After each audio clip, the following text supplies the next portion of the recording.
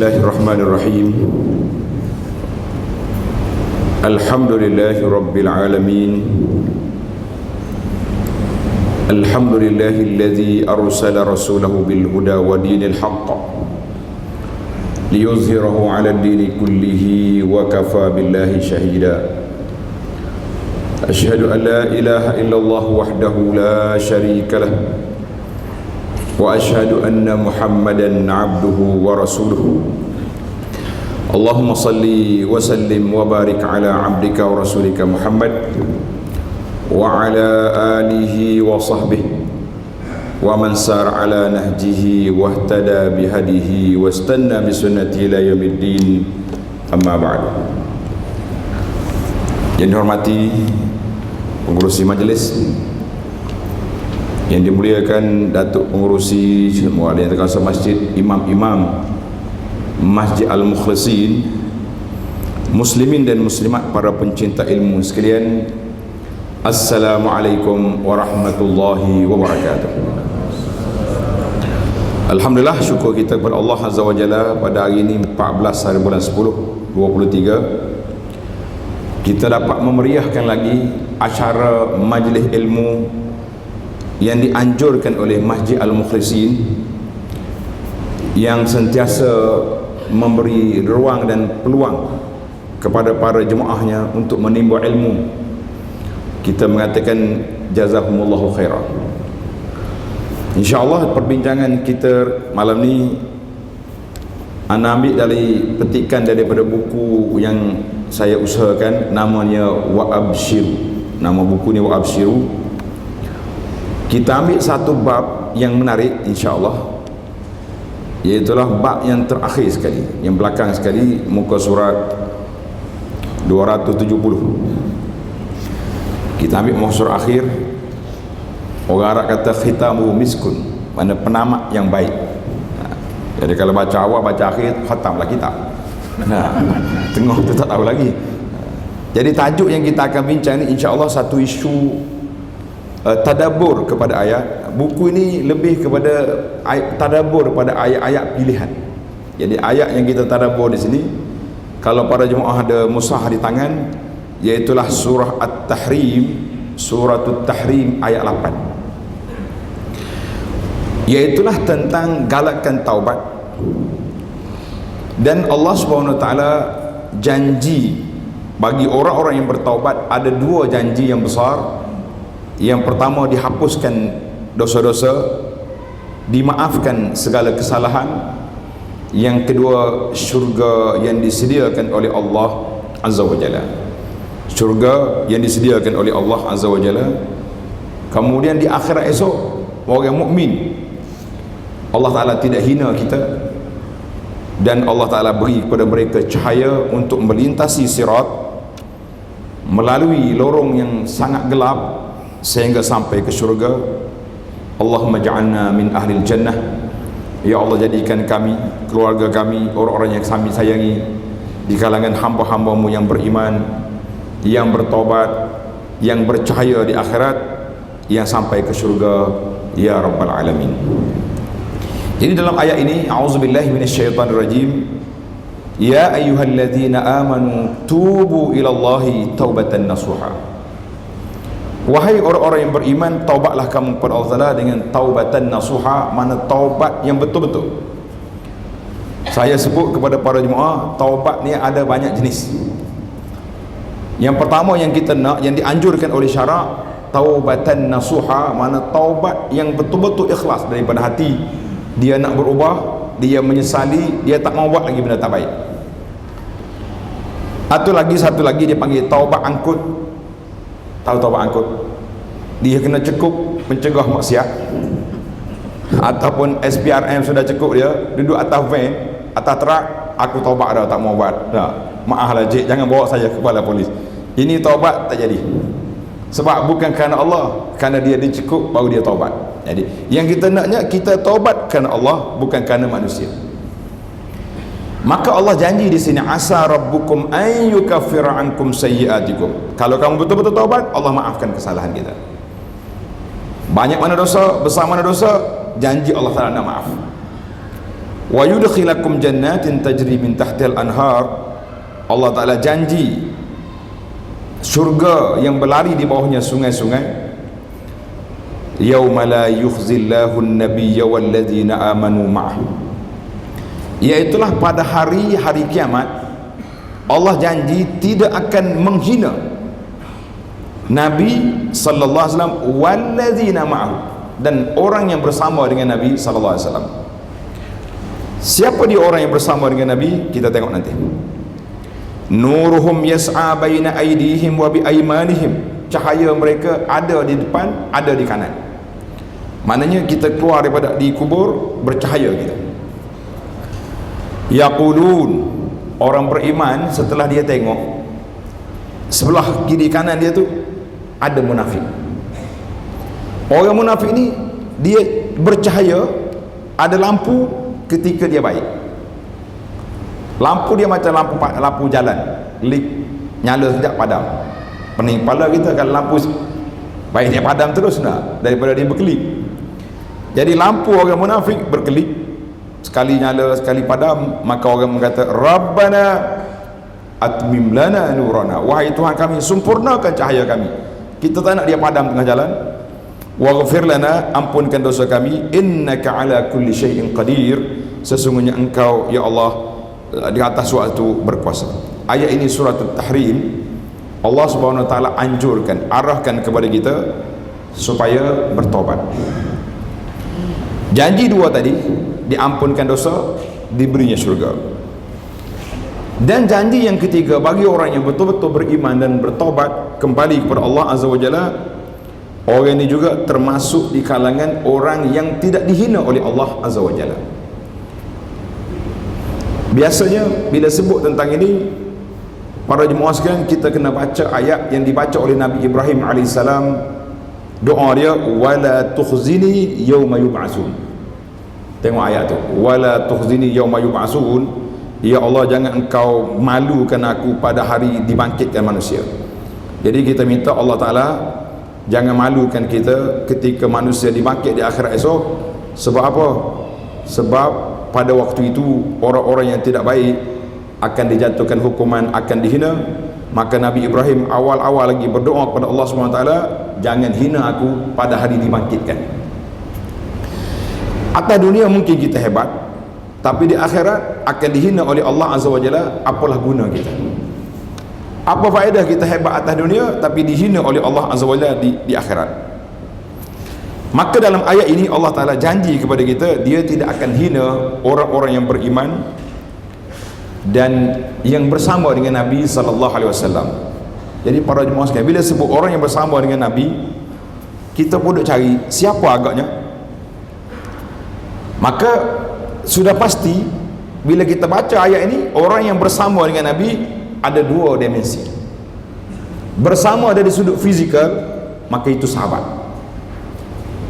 Adakah hanya sahabat sahaja yang selamat, yang aman di akhirat esok?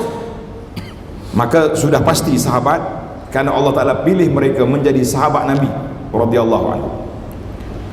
Pernah Nabi sebut, Nabi satu hari dia mengeluh dekat dengan perkuburan Baqi'. Tuan-tuan dan puan-puan yang sudah pergi ke Madinah, nampak tak kubur Baqi'? Nampaklah. Kalau tak nampak kubur, nampak pagar. Betul tak? Lebih-lebih lagi yang muslimat tak boleh masuk dalam kubur, ada pagar, jadi tengok. Nabi duduk di Baqi', Nabi kita sallallahu alaihi wasallam mengeluh. Nabi kata, Allah ikhwani, Allah lah yang jaga saudara-saudara. Para sahabat yang ada bersama macam tak puas hati. Ya Rasulullah, alasnu ikhwan, bukankah kami ini saudara? Nabi kata, la, bal antum ashabi, kamu sahabat aku. Saudara aku ni iaitulah orang yang tak pernah jumpa dengan aku tapi dia beriman pada aku. Tuan-tuan dan puan-puan, kita kata alhamdulillah, nahnu minal ikhwah. Kita termasuk di kalangan saudara yang Nabi kita nak tengok kita. Jadi orang yang beriman tak pernah jumpa di dunia, Nabi kata itu saudara aku. Maka termasuk dalam ayat ini, wallazina amanu ma'hu. Kata ulama tafsir, ayat ini bukan terhad kepada sahabat saja, Semua orang yang bersama dengan Nabi sallallahu alaihi wasallam zahiran wa batinan, bersama dari sudut akidah tauhidnya, beriman kepada Allah azza wa jalla, bersama dari sudut amalannya, iaitulah kita ikut apa yang dibuat oleh Nabi sallallahu alaihi wasallam. Jadi oleh kerana kita ni alhamdulillah sebagai ahlus sunnah, maka menjadi kewajipan kepada kita mempertahankan sunnah Nabi sallallahu alaihi wasallam. Kita bimbang ni, kita kata kita ahli sunnah, tapi amalan kita tak ikut sunnah. Kita itu satu kepincangan. Macam mana kita mengaku tak jadi. Jadi alhamdulillah, orang yang tidak dihina oleh Allah azza wa jalla di akhirat esok, semua orang yang beriman kepada Allah azza wa jalla. Jadi orang yang dihina siapa? Munafiqin, dan juga orang-orang kafir yang zahir batinnya menentang Islam. Munafik zahirnya Islam, batinnya kufur. Jadi bila sebut munafik, para jemaah, ada dua kategori munafik. Yang ada kertas, yang ada nota tu tanda. Munafik ada dua kategori. Satu yang dikira yang bahaya ini dia panggil munafik i'tiqadi. Munafik dari sudut pegangan tauhid. Zahirnya Islam, dalam hatinya kufur, tak percaya kepada Allah azza wa jalla. Ini yang paling berat dosa dia. Allah Ta'ala sebut dalam Quran, innal munafiqina fid darkil asfali minan nar. Orang munafik duduk di bawah sekali dalam neraka. Na'udzubillah. Satu lagi dia panggil munafik amali. Ini jarang orang terlepas. Munafik dari sudut perbuatan, dari sudut fiqh, iaitulah orang yang bila bercakap bohong, bila janji tak tunai, bila debat kira nak menang bukan nak cari benar, itu dia panggil sifat munafik. Jadi orang munafik yang disebut di sini munafik total, iaitulah orang yang tidak beriman pada Allah azza wa jalla, maka mereka lah orang yang dihina dihina oleh Allah azza wa jalla di akhirat nanti. Baik, kita masih lagi di muka surat 270. Jadi apakah maksud dihinakan? Ulama tafsir dia tengok kepada kita, dia tadabbur ayat, apa makna dihinakan. Allah Ta'ala hina macam mana? Dihina itu adalah dengan dimasukkan dalam neraka, na'udzubillah. Mana orang yang tidak taat, orang yang kufur, orang yang maksiat akan dicampak dalam neraka, wal'iyazubillah.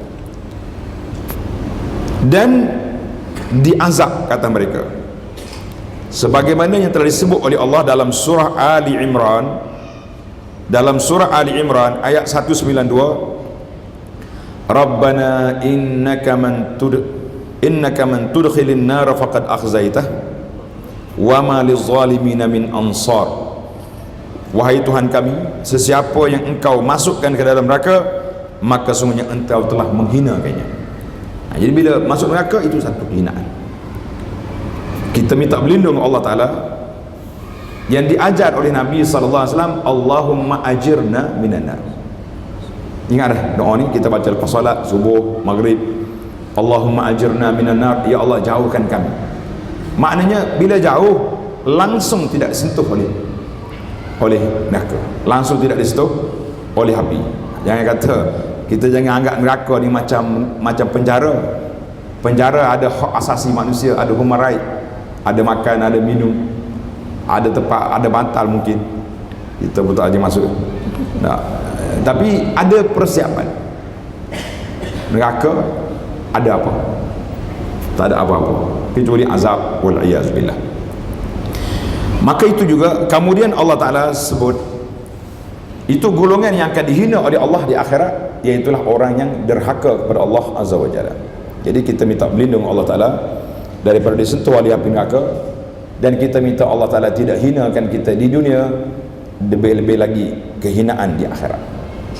Di dunia orang boleh hina kita, orang boleh kata kepada kita macam-macam, orang boleh buat tuduhan sana sini, tetapi yang menilai kita ni hina tak hina Allah azza wa jalla. Sebab kita ni mata manusia tak sama, semua benda dia nilai dengan kacamata dia. Orang lain tengok boleh ya, orang ni tengok tak baik. Jadi kita kata sukar.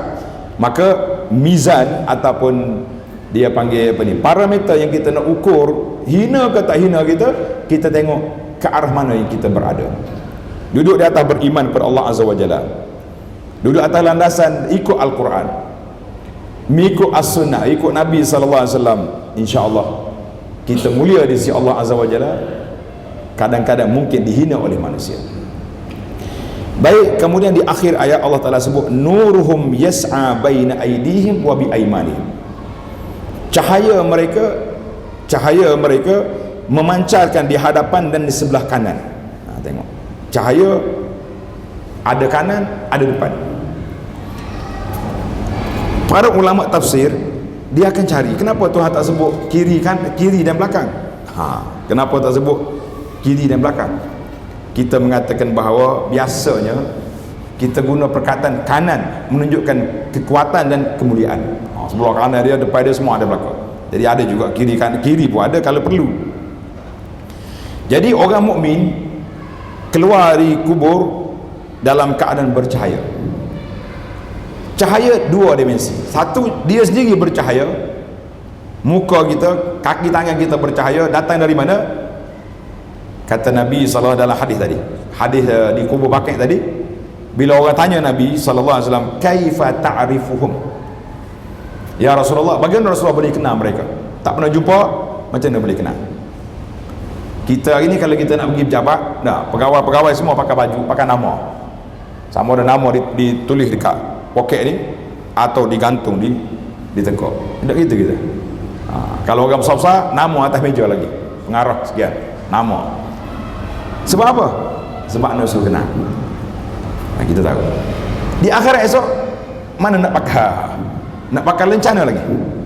Tak ada lencana di akhirat esok. Lencana kita, pengecaman yang boleh dikenali bila orang tanya Nabi, kaifa ta'rifuhum, macam mana baginda Nabi SAW boleh kenal mereka? Kata Nabi SAW, orang yang beriman bangkit di akhirat esok bercahaya muka, tangan, kaki, kesan daripada wuduk, Allah Ta'ala cahayakan anggota dia. Kerana itulah para ulama katakan sunnah, setiap kali kita batal wuduk, masuk tandas, buang air apa, walaupun tidak nak salat, tawadda, ambil wuduk. Sebab inilah sumber cahaya kita di akhirat esok. Siapa dia nak bercahaya, muka dia, kaki tangan dia bercahaya, ambillah sentiasa berwuduk. Bila ada wuduk, lebih afdal lagi lepas wuduk ambil salat sunat wuduk, lagi cantik. Maka orang beriman bercahaya, cahaya mereka akan menerangi, dan dekat dengan orang beriman nama dia orang munafik. Allah SWT bagi tahu kepada kita bahawa munafik cahaya dia padam. Dalam surah Al-Hadid, Allah Ta'ala cerita kepada kita, yauma yaqul, surah ayat 13, yauma yaqulul munafiquna wal munafiqatu lil ladzina amanu nzuruna naqtabis min nurikum. Kawan-kawan tu, orang munafik ni, na'uzubillah, laki-laki ada, perempuan ada. Munafiqun wal munafiqat, laki-laki dan perempuan yang munafik. Oleh kerana dia duduk sama dengan orang beriman di dunia dulu, dia duduk dalam majlis-majlis juga, tapi mereka tidak beriman, pura-pura. Jadi bila di akhirat esok, orang mukmin cahaya penuh, mereka cahaya padam, cerah. Dia panggil lilladzina amanu, kawan-kawan yang beriman tu, unzuruna naqtabis min nurikum, tunggu kami nak tumpang cahaya. Tak ada tumpang di sini. Di dunia boleh kita tumpang, di akhirat tidak ada tumpangan. Jadi bila orang mukmin tengok cahaya munafik ini padam cerah, ketika itulah mereka berdoa, Rabbana atmim lana nurana waghfir lana, ya Allah sempurnakan cahaya kami, jangan sekali-kali cahaya itu padam, jangan sekali-kali cahaya itu malap, sebab kita tak mau jadi macam orang munafikin. Itu dia panggil 3 kelebihan Allah Subhanahu Wa Taala anugerahkan kepada orang yang beriman, orang yang ikut Nabi sallallahu alaihi wasallam, bercahaya di akhirat, diberi keampunan, dan mereka akan masuk dalam syurga. Allahumma ja'alna min ahliha, ya Allah jadikan kami di kalangan ahli syurga yang dijanjikan oleh Allah Azza wa Jalla. Baiklah, di awal ayat tadi kita dah bincang tentang taubat. Orang yang bertaubat, berapa syarat dia? Kita dah baca banyak kali dah kan, tuan-tuan selalu ingat bila kata nak taubat ada berapa syarat? Jawabnya ada 3 syarat. Itu dia panggil taubat. Kita pun tengok hari ini bencana yang ada. Imam baca kunut, dia panggil kunut nazilah. Kunut nazilah disyariatkan baca ketika berlaku bencana. Cuma kadang-kadang kunut terlalu umum, kita tak tahu nak tuju ke mana. Minta maaf lah. Bila kata Allahumma alaika bi'a'da'iddin, ya Allah, ambillah tindakan kepada musuh-musuh Islam. Siapa dia musuh Islam yang kita nak fokus hari ini? Kita kena sebut Allahumma alaika bil yahudil ghasibin az-zalimin. Ya Allah, ambillah tindakan kepada Yahudi perampas tanah Palestin yang zalim membunuh umat Islam. Jadi kita tuju, orang panggil kalau nak tembak, fokus kepada target yang kita nak pergi. Kemudian sebut siapa yang kita nak bela. Allahumma ansur Islam wal muslimin. Ya Allah, belalah Islam dan orang Islam. Wal mustad'afin, siapa ke orang yang lemah itu? Minal muslimin, di kalangan umat Islam di Palestin, di Gaza, namakan mereka. Itu dia panggil doa. Bila nazilah, kita kena fokus kepada tajuk yang kita doa. Macam mula-mula berlaku Covid berlaku dulu, setengah imam ni dia baca kunut subuh ya. Kata ni bukan kunut nazilah, ni kunut subuh. Dia tak tuju kepada tajuk yang kita nak. Nah, ini kita kena ingat.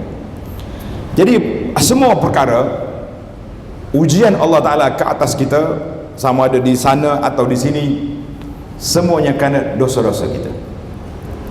Dengan sebab maksiat yang kita buat, maka Allah Ta'ala uji kita sendiri. Banyaklah ujian-ujian yang Allah Ta'ala timpa kepada kita. Maka ujian itu apa sebab? Dalam Al-Quran Allah Ta'ala sebut wa balawnahum bil hasanati was sayyiat la'allahum yarji'un.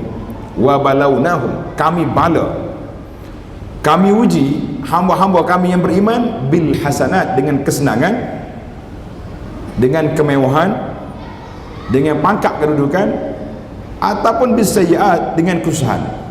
Bala, penyakit, kemarau, susah, sakit, itu maksudnya. Maka Allah Ta'ala nyatakan sebab kenapa diuji, la'allahum yarji'un, mudah-mudahan mereka kembali kepada Allah Azza wa Jalla. Jadi bila kita diuji oleh Allah, kita kembali kepada Allah, kita baca doa, minta Allah Ta'ala baru beri pertolongan. Setelah kita yakin bahawa kita tidak mampu untuk berdepan dengan kuasa-kuasa besar ada atas dunia ini, senjata yang mereka miliki begitu canggih, kita ada senjata yang begitu koman, kata orang tak kuat. Tetapi setelah kita iltija ila Allah, kita bergantung dengan pertolongan Allah, Allah Ta'ala akan tolong tanpa kita sedar dari mana datangnya pertolongan Allah Azza wa Jalla. Kadang-kadang pertolongan Allah Ta'ala mari benda tak nampak ya. Dalam Quran Tuhan kata wa junudan lam taraha. Dalam peperangan Ahzab, dalam peperangan ni, Allah Ta'ala sebut aku hantar kepada kamu tentera yang kamu tak nampak. Dalam peperangan Ahzab, ketika Madinah dikepung, tuan-tuan kena ingat, yang kepung Madinah 10,000 tentera Ahzab. Tentera Ahzab ni tentera kafir Quraisy berpakat dengan kafir di Madinah, termasuklah Yahudi yang belot, semuanya bergabung nak lanyap Madinah. 10,000 orang.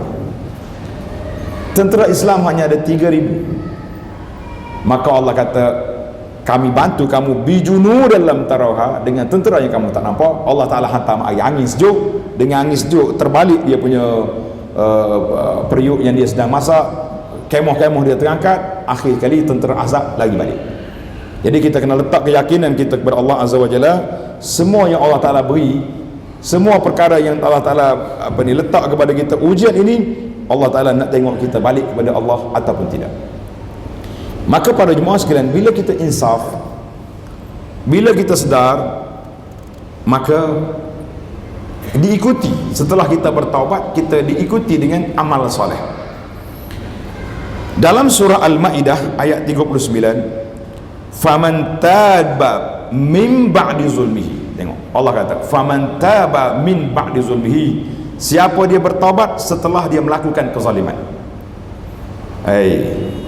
Saya tak pernah pukul orang, jentik telinga orang pun tak pernah. Kenapa awak kata saya zalim? Para jemaah sekalian, kita kena tanda zalim ada dua kategori. Boleh? Zalim apa kategori ada? Dua kategori. Yang pertama dia panggil zalimul li nafsi. Orang yang zalim pada diri sendiri. Bukan macam Syiah tu. Syiah kan dia zalim diri sendiri, dia pukul tubuh. Orang ni zalim pada diri sendiri, iaitulah dengan melakukan maksiat pada Allah Azza wa Jalla.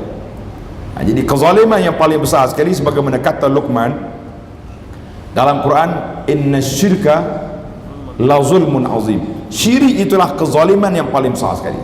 Kalau kita nak tahu apakah kezaliman paling besar dalam dunia ni, syirik pada Allah Azza wa Jalla.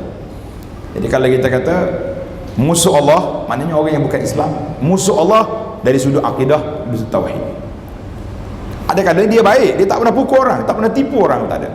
Rasuah tak pernah ambil, riba tak tahu, sebab dia tak pergi dalam Islam. Tak, kita letak rasuah dulu. Tapi dia tak zalim, zalimul li nafsihi. Yang kedua, zalim pada makhluk. Ini kita panggil yang itu kategori yang kedua. Maka Allah Taala sebut ni, faman taba min ba'di zulmi. Siapa dia taubat setelah dia melakukan kezaliman, sama ada zalimul li nafsihi, zalim pada diri dia sendiri, ataupun zalim pada orang lain, fa in wa aslaha, ingat, taubat dan dia buat baik, tinggalkan maksiat, fa innallaha yatubu alaihi, Allah Taala terima taubat, innallaha ghafurur rahim, Allah Subhanahu wa taala Maha Pengampun lagi Maha Kesian belas. Maka di sini para jemaah sekalian, kita kena lihat bila Allah SWT buka pintu taubat, sebagai seorang manusia sudah pasti ada kesalahan yang kita buat. Kalau ada orang duduk tanya, dia mengaku dia tak pernah berdosa, hai, itu manusia ajaib nama dia. Nabi maksum, sifat Nabi dia panggil maksum, mana terpelihara daripada dosa. Ada orang lain tak usah tak aku, mesti ada dosa yang kita buat, ataupun tahu tak tahu. Sebab itulah dan antara doa yang Nabi kita ajar, Allahumma ghfirli dzunubi kullah, ya Allah hapuskanlah dosa aku semua sekali, diqqahu wa jillahu wa zahiruhu wa batinuhu, yang kecil, yang besar, yang zahir, yang tersembunyi, kita minta Allah ampunkan. Kadang-kadang yang zahir kita nampak kita buat maksiat, yang sembunyi kita tak sedar kita buat maksiat. Maka kita minta ampun keseluruhannya kepada Allah Azza wa Jalla. Jadi kita jangan rasa kita ni tak berdosa. Kata di para sahabat, orang mukmin, orang yang beriman, dia tengok berdosa seperti dia tengok batu besar di atas bukit nak jatuh bawah. Takut tak takut kita? Gerung ke tidak? Nak lalu, kita kan lalu ke lebuh raya, tempat-tempat yang bukit-bukit yang selalu runtuh hari hujan, takut tak takut? Takut juga nak lalu tak? Sambil-sambil lalu tu ngucap dah, asyhadu alla ilaha illallah, sambil-sambil tukar gear. Takut lah masuk golf. Tahun lepas dah berlaku kan di lebuh raya Karak apa tu, yang bukit jatuh mati, Allah yarhamhum.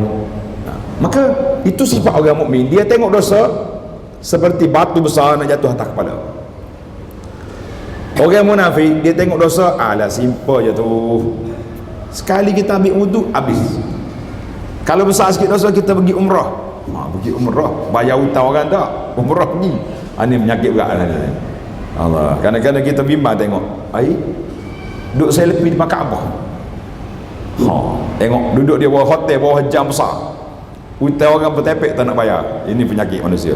Jadi kita jangan nampak orang mukmin dia tengok dosa seperti batu besar nak jatuh atas kepala, tapi orang munafik dia tengok dosa macam lalat atas hidung, sekali buat gitu besar masalah.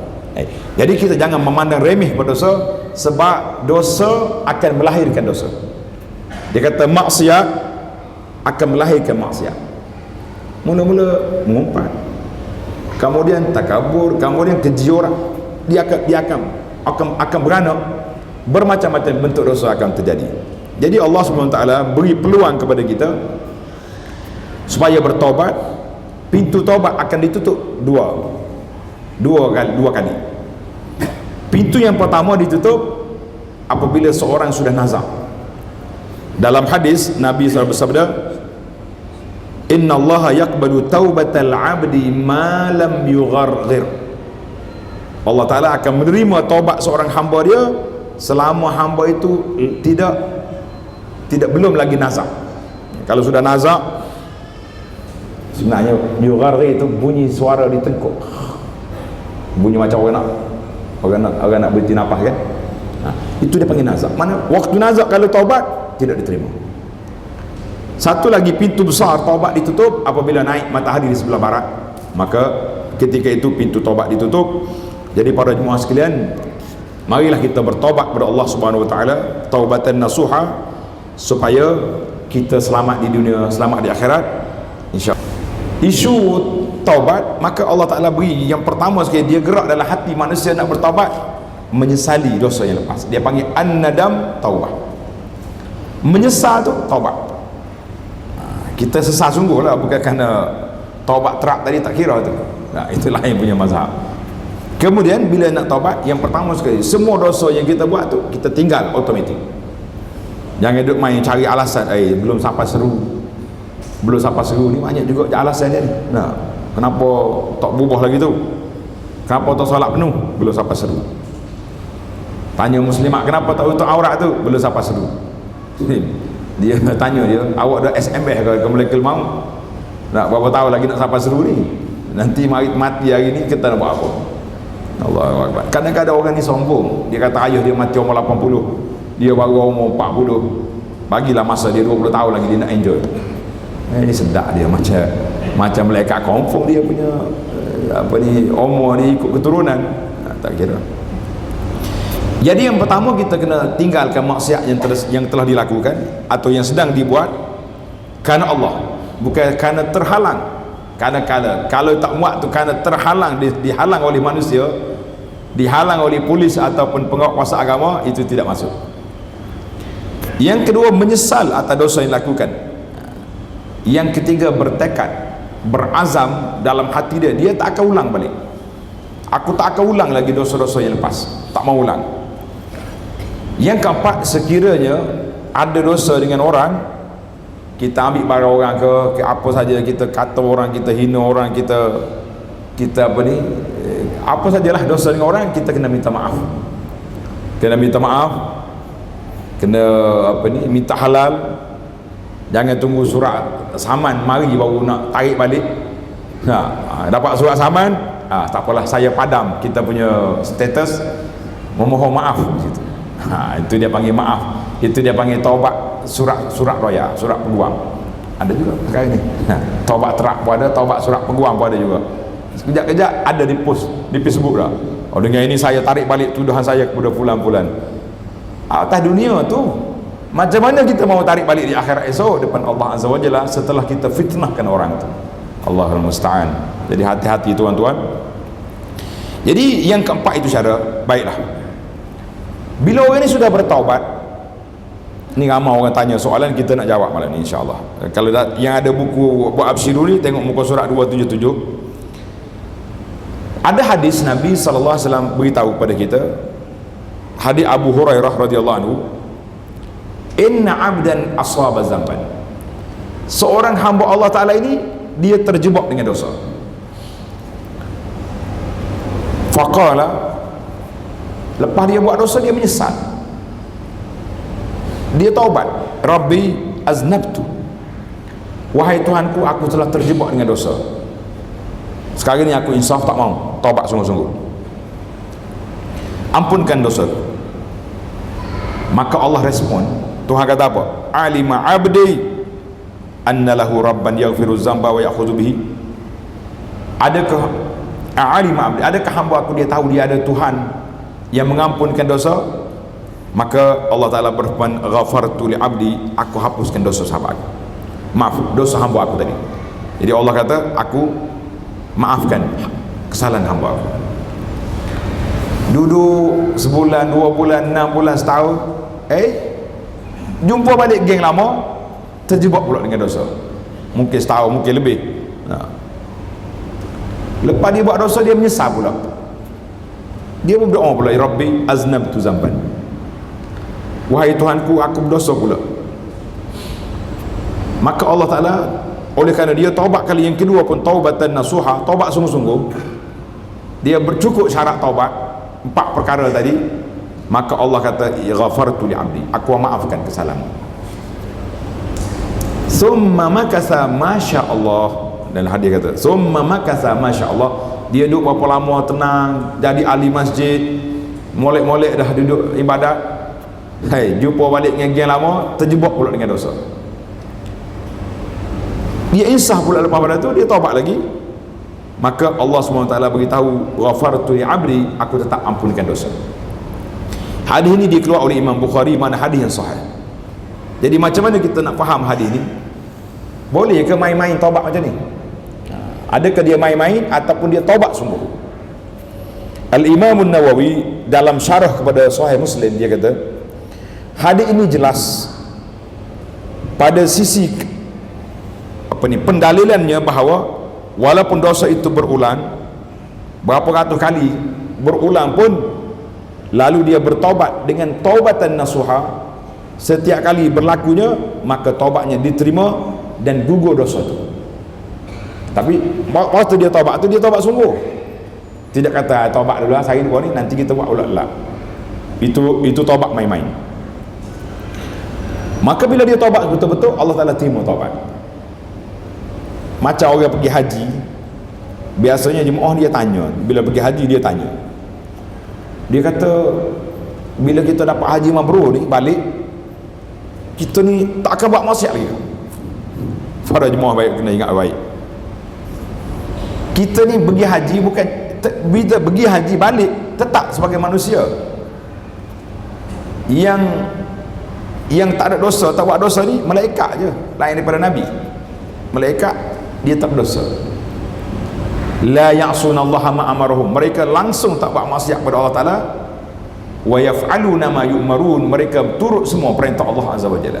Jadi kita oleh kerana manusia tetaplah manusia, kalau terjebak dengan dosa lepas pada itu, haji mabrur yang kita dapat dulu 5 tahun dulu, 10 tahun dulu, itu sudah dapat. Ini dosa kali yang kedua yang berlaku ini perlu diperbetulkan balik. Cuma nak dapat kota tabur haji tu Allah Ta'ala yang maha mengetahui bagaimana cara. Waktu tabur haji dia, dalam muzakarah haji dia kata kita tak akan layan orang yang mari bagi tahu kita nak minta kota haji tahun ni sebab saya sudah bernazar sekian-sekian, kalau aku dapat projek sejuta ni, 500 juta aku nak pergi haji. Dapat sungguh projek, dia pun atas surat nak minta kota, nak tunaikan nazar. Tabur haji kata tidak dilayan. Kalau tidak ramai orang pakai nazar belaka. Tambah fire mari tabur haji, fire nazar. Sudah main kota 5 kali nazar setahun, kata apa dia, banyak dia dapat. Tapi helah tu tidak diterima pakai. Jadi kita pun bila betul-betul taubat je lah. Namun taubat yang lakukan tersebut hendaklah benar-benar dilakukan dengan sepenuh hati dan perasaan, serta merupakan suatu keinsafan yang sungguh-sungguh. Bukan hanya menyebut bertaubat dan beristighfar semata-mata dengan mulut tapi hati tak ikut. Baik, andai kata orang ni istighfar dengan mulut, astaghfirullah, atub ya Allah, tubna ilaika ya Allah, duduk ikut lagu munajat kan, dalam TV ada, dalam radio ada, tubna ilaika ya Allah, duduk taubat mengalir air mata tapi tak mikir pun nak tinggal maksiat. Kata di para ulama itu bukan taubat, itu hanya istighfar. Kena beza. Saya taubat dah, dalam hati awak nak tinggal ke tak? Berazam ke tidak tak mengulang? Tak azam, tak ada. Itu dipanggil istighfar. Berbeza, perbezaan yang sangat ketara.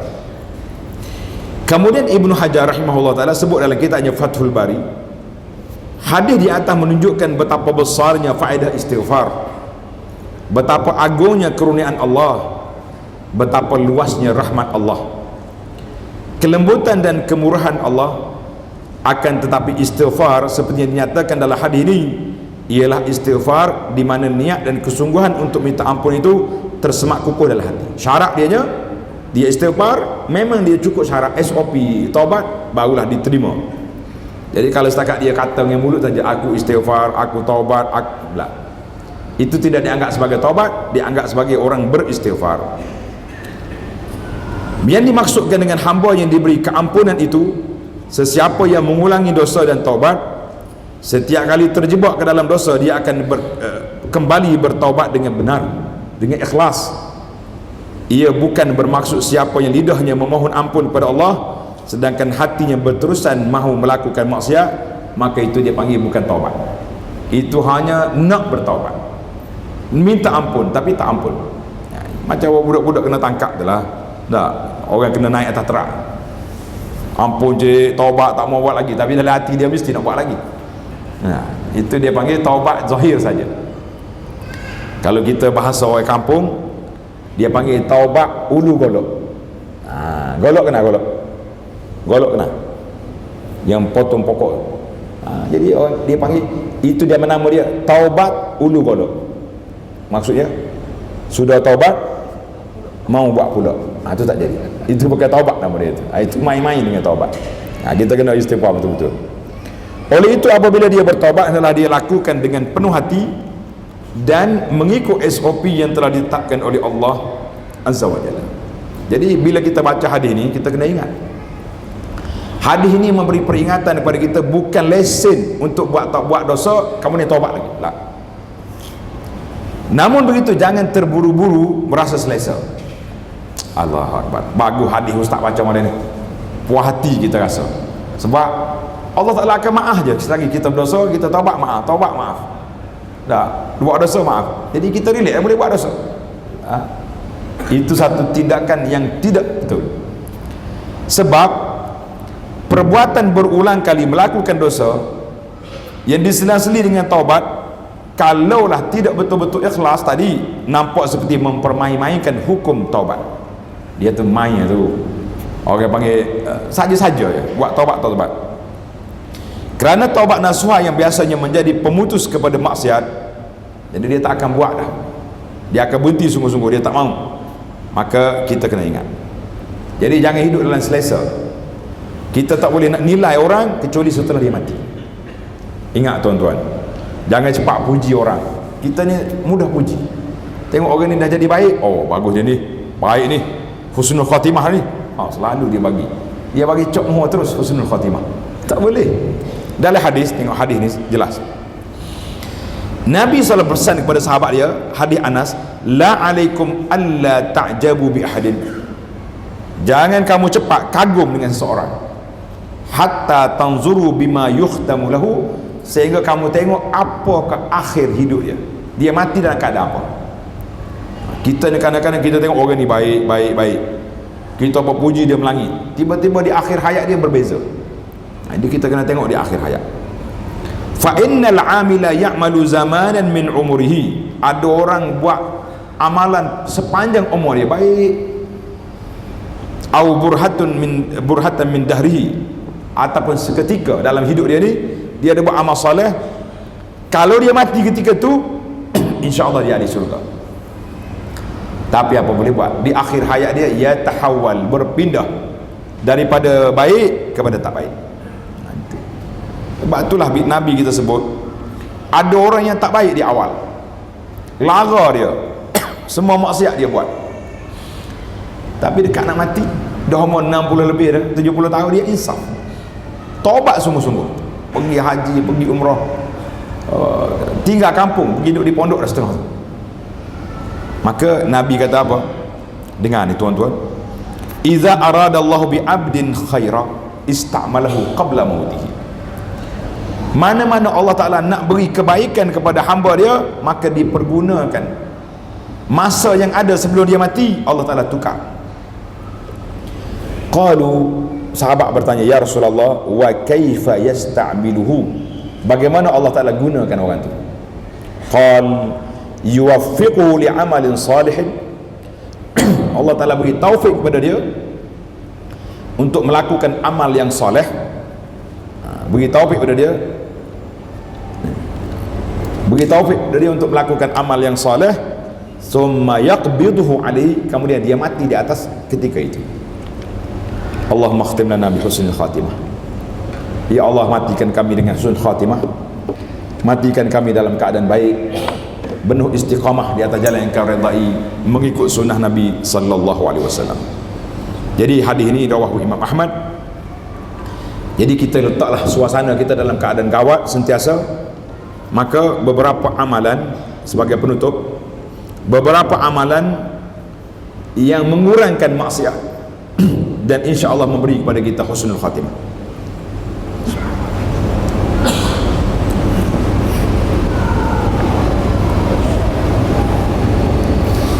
Tulis dah. Tanda ke buat nota kau ikutlah. Yang pentingnya kita ambil tip sebagai penutup. Beberapa perkara yang perlu dibuat oleh kita, saya guna bahasa kita sebab semua orang perlu pada perkara ini, yang bercakapnya, yang dengar. Kita yang banyak terjebak dengan dosa dan maksiat, jika beberapa amalan yang boleh dilakukan, ini beberapa amalan yang boleh melakukan untuk mengurangkan dosa dan meraih husnul khatimah insya-Allah. Yang pertama, memperbanyakkan istighfar dan taubat. Sentiasa kita pagi petang siang malam istighfar, astaghfirullah, atub ilaika ya Allah, ya Allah aku taubat padamu ya Allah. Kalau kita jangan kata kita tak ada dosa, minta ampun. Cuma ulama berbahas, kita ni nak banyak istighfar ke nak banyak taubat? Ya Allah aku taubat, ataupun ya Allah ampunkan dosa, yang mana satu kita nak buat? Di sini kata para ulama, dia buat satu analogi yang mudah. Dia kata tengok kepada kain, jenis kain. Andai kata kain baju kita ni kena kotoran, kotor banyak, maka sabun, klorok perlu digunakan. Tapi kalau baju kita tak ada kotor apa, cuma rutin dia pakai pagi gelap walaupun tak kotor, kena basuh, maka perbanyakkanlah pewangi daripada klorok. Tak, sabun adalah, tapi klorok tak perlu, cukup dengan pewangi. Apa dia maksud? Kalaulah kita ni, hati kita ni keras, dosa kita banyak, maka perbanyakkan taubat. Sentiasa bertaubat kepada Allah Ta'ala, sentiasa beristighfar kepada Allah. Tapi kalau kita rasa hari ni tak ada benda dosa yang kita buat, tapi istighfar buat, maka kita perbanyakkanlah zikir, tasbih, puji Allah, sebab kita nak wangikan diri kita dengan zikir, mengingati Allah Azza wa Jalla. Tengok kain kotor, klorok, sabun. Kain tak apa kotor, sabun, soflan ke apa nama? Orang basuh kain ni lama kita tak basuh kain ni. Maknanya kena letak pewangi. Itu di antara. Yang kedua, bersahabatlah dengan sahabat-sahabat yang baik. Apa maksud sahabat yang baik? Kita tengok dia, kita ingat pada zikir. Dia ni selalu berzikir, aku tak zikir lagi hari ni. Ingat baca Quran, ingat kepada istighfar, ingat kepada majlis ilmu. Itu kawan baik. Oh, dia kata ada muslimat kata sekarang ni kita ada grup, Ustaz, jangan bimbang, grup khatam Quran setiap hari. Cuba tanya muslimat, ada sini? Kata ada. Dia khatam Quran macam mana? Dalam grup dia ada 500 orang ke berapa orang, dia bagi orang ni 10 ayat, ni 10 ayat, pakat baca, malam nanti dia declare done ke panggil? Dan habis pakat kata dia siap dia baca, dia pun setiap khatam Quran hari ni. La, khatam satu muka je, mana ada khatam Quran? Itu jangan terperangkap kita dengan mainan-mainan. Bagus buat grup baca Quran, tapi nak kata kita khatam Quran satu hari tak terkhatam, kecuali apa yang kita baca satu muka, dua muka, itu je. Jangan terpengaruh lah. Saya dulu baca satu juzuk, tapi sekarang ada grup ni baca dua muka pun cukup dah, boleh khatam dah. Kita kata la, itu dia panggil tala'ubu syaitan bi uqulin nisa. Syaitan duk main dengan akal para wanita, ahli-ahli grup. Jadi tak baca satu juzuk sebab cukup dengan kawan-kawan baca. Kita kata lain. Itu yang kedua. Yang ketiga, kita ambil ringkas je lah. Ini yang ketiga, banyakkan berdoa pada Allah Azza wa Jalla. Di antara doa maksur, apa nama doa maksur? Doa yang diajar oleh Nabi sallallahu alaihi wasallam kepada para sahabat, kata belakang, ya muqallibal qulub, tsabbit qalbi ala dinik. Ingat belakang kan? Jangan tinggal doa ni selepas solat, dalam solat, di akhir solat, baca ya muqallibal qulub, wahai Tuhan yang bolak-balik hati, kekalkan, tetapkan hatiku di atas agamamu, di atas ibadat padamu, di atas zikir. Satu lagi doanya diajar oleh Nabi sallallahu kepada Sayyidina Muaz. Ingat, siapa dia ingat doa Muaz? Bunyi itu, kuat sikit. Allahumma aini ala zikrika wa syukrika. Muaz nak dapat doa ni, tuan-tuan kena ingat, Nabi pegang tangan dia. Yang pertama, Nabi pegang tangan dia. Yang kedua, Nabi SAW beritahu, inni uhibbuk Muaz, aku sayang pada kamu. Jadi kita pun kalau kita sayang pada sahabat-sahabat kita, kita kena maklumkan, saya sayang pada awak. Tapi jangan pergi sana, pergi kat perempuan dia tunggu di pintu masjid, saya sayang awak, jawab dia selipar terbang atas kepala lah. Ini salah tepat pula ni. Sama-sama kita, sama-sama muslimin, kita bersahabat lama, berkawan sungguh-sungguh, sama-sama pergi masjid, sama-sama beribadat, kita kata inni uhibbuk, aku sayang padamu. Tengok Nabi kita suruh kata, ya Muaz, inni la uhibbuk, aku sayang padamu. Kemudian baru Nabi kita pesan, la tada', kamu jangan tinggal 3 permohonan ni. Allahumma a'inni ala zikrika, yang kedua, wa syukrika, 3, wa husni ibadatik. Ya Allah, bantu aku untuk ingat padamu. Kita ni kalau Tuhan tak bantu, ingat tak ingat ke Tuhan? Berapa kali dah saya mari sini, berapa kali bagi risalah pamphlet dah, zikir 4 kalimah. Ingatkan zikir tu. Tak ada orang tak ingat pun, malah tanya dah, semua ingat. Cuba kata subhanallah walhamdulillah wa la ilaha illallah wallahu akbar. Angkat tangan siapa tak ingat zikir ni. Tak ada orang mengaku. Tapi soalan yang kedua boleh, zikir ke hari ni? Dia kata ni masalah sebenarnya, mari tanya tu.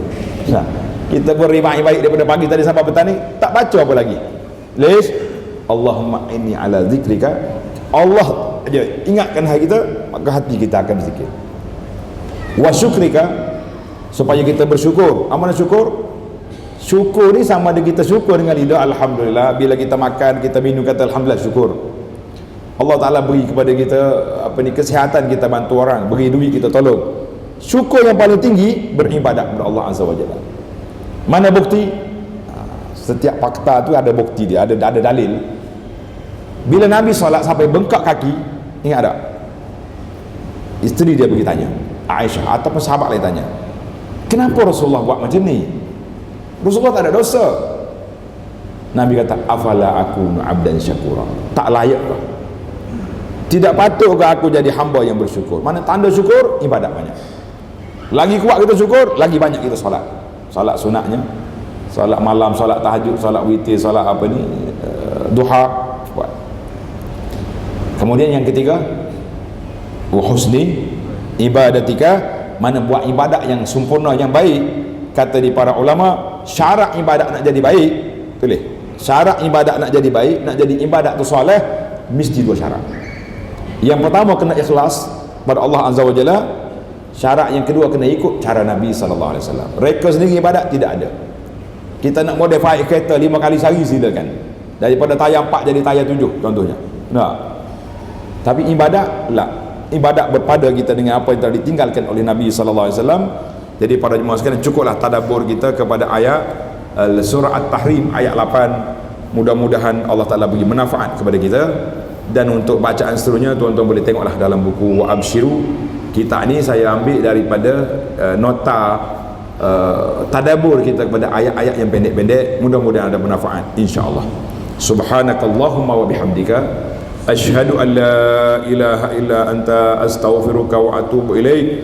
Wa sallallahu ala nabiyyina Muhammadin wa ala alihi wa sahbihi ajma'in, walhamdulillahi rabbil alamin. Wassalamu alaikum warahmatullahi wabarakatuh.